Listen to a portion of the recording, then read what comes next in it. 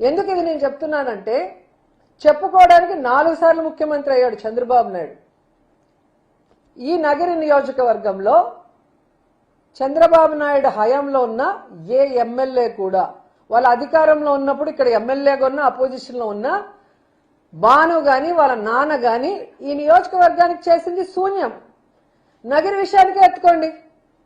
నగరికి కావాల్సిన urban health సెంటర్లు మొన్నటి వరకు రెంటెడ్లో ఉన్నాయి, జగనన్న హయాంలో మేం కట్టినవి.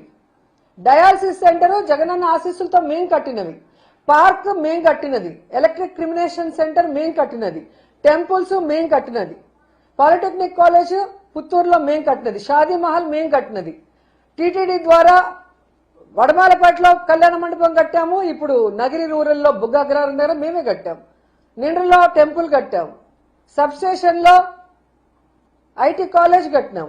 ఇలా చెప్పుకుంటూ పోతే చెప్పడానికి కొన్ని వందలున్నాయి.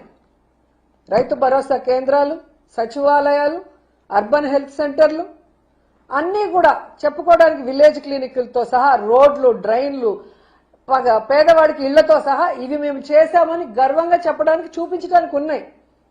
కానీ 4 సార్లు ముఖ్యమంత్రి అయిన చంద్రబాబు నాయుడు ఈ జిల్లాలో పుట్టి కూడా ఈ నగరి నియోజకవర్గానికి చెప్పుకోవడానికి చేసింది ఏమీ లేదు.